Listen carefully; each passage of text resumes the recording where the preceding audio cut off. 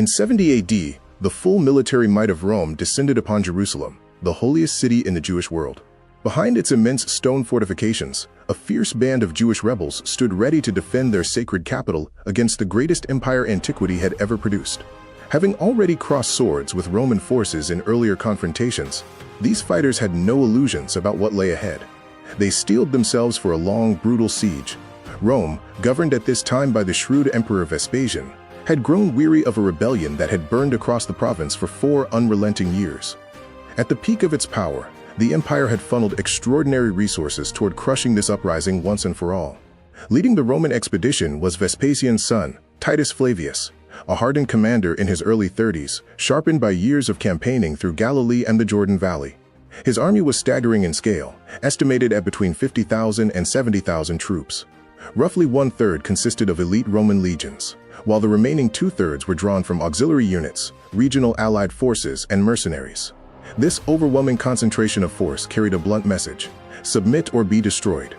The Jewish defenders were unmoved. Their willingness to fight to the last breath was unmistakable, and Titus knew better than to underestimate them.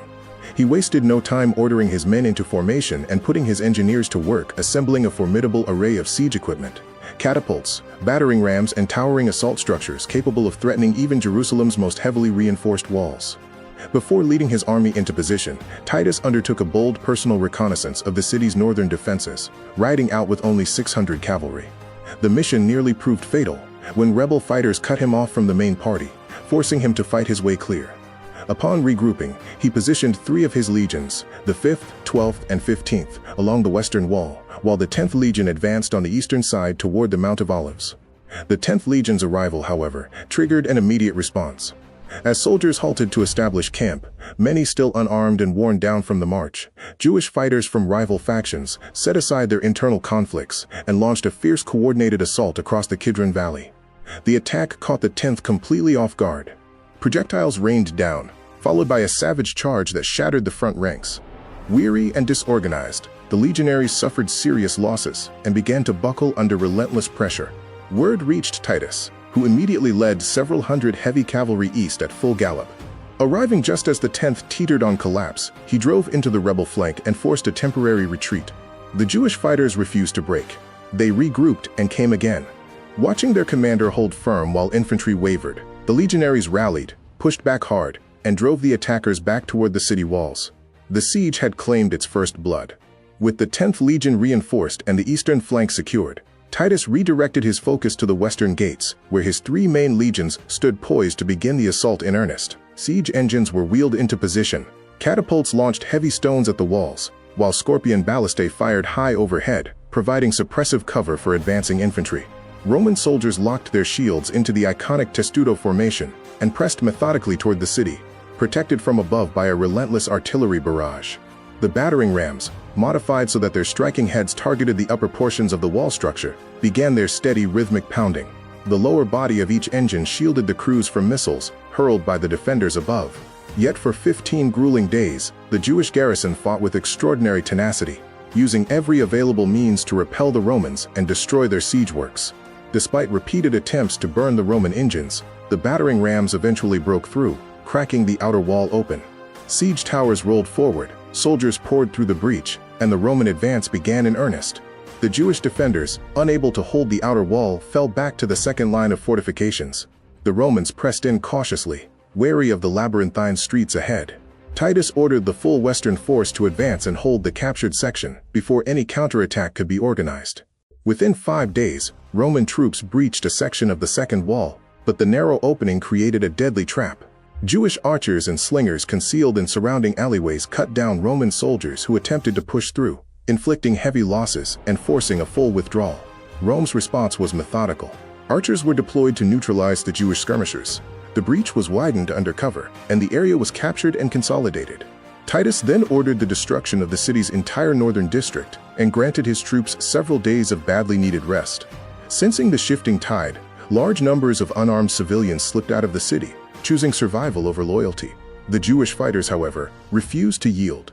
A notable complication throughout this phase was the fierce factional rivalry between Jerusalem's defenders. Judeans, Galileans, and Zealots had long competed for internal control, briefly uniting only when Roman battering rams directly threatened the walls. Titus extended another offer to surrender peacefully. The rebels refused, fearing the brutal treatment Roman captivity typically brought. When the fighting resumed, Titus ordered massive siege ramps constructed against the Antonia fortress. The defenders responded by undermining the ramps from below, digging tunnels beneath the earthworks, then setting them ablaze, collapsing the supports, and swallowing entire sections of Roman siege equipment into the ground. Facing mounting losses and a defiant enemy that refused every offer of peace, Titus made a decisive strategic shift. He ordered the construction of a complete circumvallation wall, a continuous enclosure stretching 5 miles around the entire city. Remarkably, his engineers completed the structure in just 3 days, studding it with manned watchtowers spaced every few hundred meters. The purpose was stark: nothing and no one would enter or leave Jerusalem. Cut off from outside food and supplies, the city deteriorated rapidly. Starvation set in, then famine, gnawing away at the fighting capacity of the garrison and the endurance of those trapped within the walls. Recognizing that the defenders had been critically weakened, Titus ordered a renewed assault on the Antonia fortress. Fortune favored the attackers this time. The very tunnels the Jews had previously dug beneath the fortress had left the surrounding ground dangerously unstable. When the legions launched their attack, the combined weight of the stone structure and thousands of armored soldiers caused entire wall sections to give way. The Romans flooded inside, and Titus immediately ordered the fortress demolished. Even so, the Jewish resistance did not crumble. The surviving defenders withdrew and rallied behind a makeshift secondary wall erected outside the temple complex, mounting a fierce rearguard action. The Romans broke through the outer temple defenses, but were driven back after an intense 12-hour engagement. Meanwhile, groups of rebels seized on the Roman preoccupation to attempt a breakout through the encirclement wall. They were repelled and cut down. Titus recognized the moment had come. He ordered every available soldier to encircle the temple and directed multiple assault ramps to be built against its walls.